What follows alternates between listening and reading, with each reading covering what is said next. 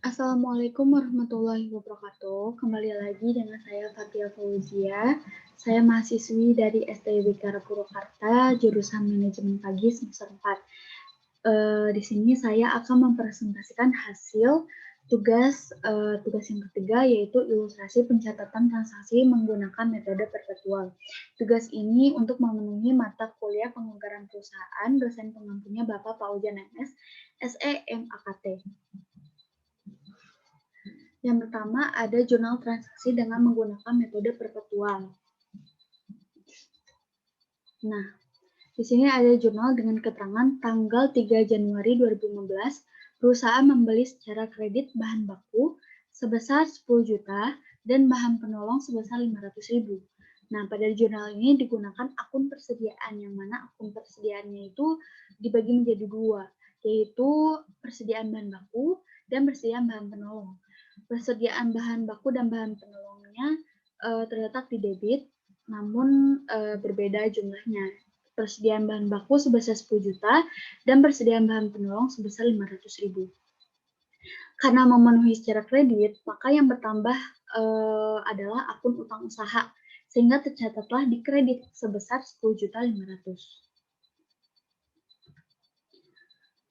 Lalu yang kedua ada keterangan pada tanggal 25 Januari 2015 digunakan bahan baku sebanyak 9.600.000. Nah, pada saat pembuatan jurnal transaksi ini, terdapat suatu proses yang dinamakan proses pengalokasian, di mana semua akun-akun yang berhubungan dengan harga pokok produksi yang mencakup biaya bahan baku atau BB, tenaga kerja langsung atau TKL, dan biaya overhead pabrik atau BOP. Dalam pencatatannya inilah dimasukkan ke dalam akun barang dalam proses, yang mana barang dalam proses itu sebesar 9.600.000 di debit. Lalu yang berkurang di sini adalah akun persediaan bahan baku karena masuk ke dalam proses tahapan atau barang dalam proses, sehingga ketika digunakan pasti akan berkurang. Berkurangnya itu sebesar 9.600.000. Ini persediaan bahan baku sebesar 9.600.000 ditaruh di kredit. Pada dasarnya, persediaan di sini itu diartikan sebagai harta.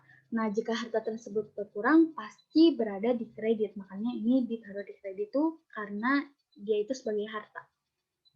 Oke.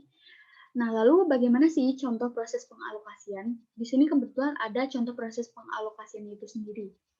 Di sini ada pengalokasian bahan baku. Bahan baku di sini dimasukkannya bukan ke dalam akun bahan bakunya itu sendiri, melainkan ke dalam akun barang dalam proses. Nah, jadi bahan bakunya itu di sini masuknya sebesar 9.600.000 di debit. Lalu selanjutnya ada keterangan bahwa tanggal 31 Januari 2015, perusahaan telah mempekerjakan buruh langsung untuk memproduksi barang. Jumlah yang menjadi tanggungan perusahaan adalah 20 juta. Perusahaan juga mempekerjakan karyawan dan untuk bagian umum, administrasi, dan pemasaran dengan gaji dan upah sebesar 2 juta. Di sini terdapat TKL dan BOP, di mana keduanya itu masuknya atau dicatatnya dengan menggunakan sistem pencatatan perpetual itu sendiri, yang berarti masuk ke dalam barang dalam proses. Barang dalam proses itu diletakkan di dalam debit sebesar 20 juta.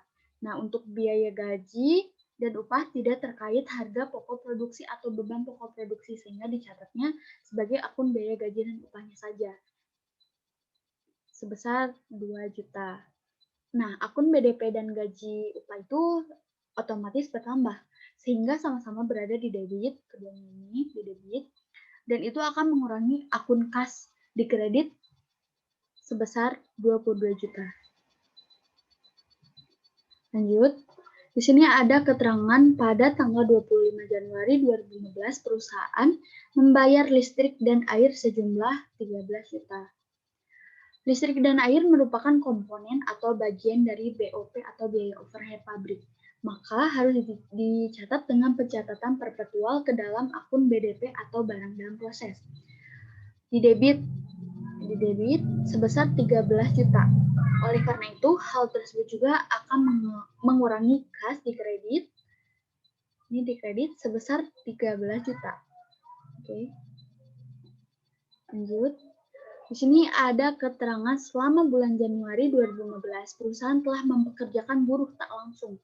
Jumlah yang menjadi tanggungan perusahaan adalah 5 juta dan dibayar pada akhir Januari 2015. Nah, mempekerjakan buruh itu termasuk ke dalam BOP atau biaya overhead pabrik, yang mana dalam pencatatannya pasti masuk ke dalam akun biaya dalam, maksudnya barang dalam proses, di debit sebesar 5 juta. Karena keterangan disebutkan bahwa tanggungan perusahaan yang berupa BOP tersebut dibayarnya pada akhir Januari, maka akun kas dibebankan di kredit sebesar 5 juta. Lalu, di sini ada keterangan lagi pada tanggal 26 Januari 2015 digunakan bahan penolong sebanyak 3 juta. Nah, bahan penolong dalam keterangan tersebut juga termasuk ke dalam BOP atau biaya overhead pabrik, di mana lagi dan lagi dicatatnya di akun barang dalam proses atau BDP, di debit sebesar 3 juta. Dengan kata lainnya, akun BDP tersebut bertambah. Ini bertambah ya. Dan yang berkurang di sini adalah akun persediaan bahan penolong di kredit sebesar 3 juta juga. Untuk alasan berkurangnya yaitu karena digunakan atau dipakai, bukan karena dibeli gitu. Nah, tadi itu jurnal transaksi dengan metode perpetual. Sekarang ada jurnal penyesuaian dengan metode perpetual. Di sini keterangannya mesin dan pabrik disusut untuk tahun ini sebesar 18 juta. Disebutkan bahwa mesin dan pabrik disusut yang disebabkan karena rusak atau manfaatnya berkurang.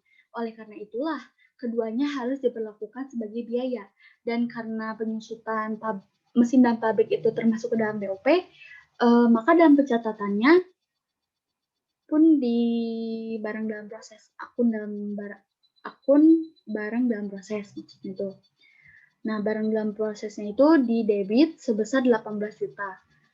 Pada akumulasi penyusutan mesin dan pabrik sebagaimana pasangannya. Karena ketika ada penyusutan, pasti ada akun kontraknya, yaitu akun akumulasi penyusutan mesin dan pabrik. Lalu, apa sih akun kontrak itu? Akun kontrak adalah akun-akun yang dapat mengurangi nilai akun yang terkait. Dalam laporan keuangan, akun kontrak akan berpasangan dengan yang dikontrakkan. Contohnya yaitu tadi, akun BDP ini atau penyusutan mesin pabrik itu dipasangkan dengan akun akumulasi penyusutan mesin dan pabrik itu sendiri.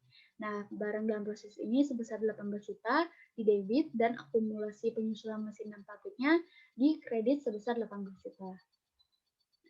Selanjutnya ada keterangan bahwa listrik dan air yang belum dibayar sebesar 1 juta. Listrik dan air di sini harus jelas kegunaannya, jika tidak ya bakal bingung gitu. Jika untuk produksi kegunaannya maka masuknya ke dalam POP atau biaya overhead pabrik dan dicatat di akun barang dalam proses atau BDP di debit sebesar 1 juta. Dan karena listrik dan air di sini statusnya belum dibayar, maka dicatatnya itu sebagai hutang, masuk ke dalam hutang. Listrik dan air. Utang listrik dan air ini berada dalam kredit sebesar 1 juta. Lalu selanjutnya lagi di sini keterangannya bahwa barang yang masih perlu proses lebih lanjut adalah sebesar 1.800.000. Di keterangan disebutkan jika barang tersebut masih perlu diproses sehingga sudah pasti itu akan masuk ke dalam akun persediaan barang dalam proses atau persediaan BDP sebesar 1.800.000 di debit. Persediaan barang dalam proses di debit sebesar 1.800.000. Lalu untuk akun BDP di sini berkurang di kredit.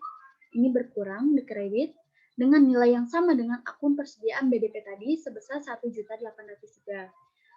Catatan di sini persediaan di sini itu adalah harta juga. BDP pun termasuk harta, namun perbedaannya yaitu berkurangnya BDP di sini ya karena menjadi persediaan BDP itu sendiri gitu. Lalu di sini ada jurnal dengan keterangan barang yang sudah jadi tersebut harga pokoknya adalah 68.800.000. Harga pokok di sini adalah harga pokok penjualan karena disebutkan bahwa terdapat persediaan barang jadi. Sehingga jika sudah diketahui harga pokok penjualannya berapa, maka kita jurnal dengan mendebit akun persediaan barang jadi sebesar 68.800.000. Di sini debit. Lalu mengkredit BDP atau barang dalam proses sebesar 68.800.000 juga. BDP di sini tuh berkurang karena sudah berubah status menjadi persediaan barang jadi.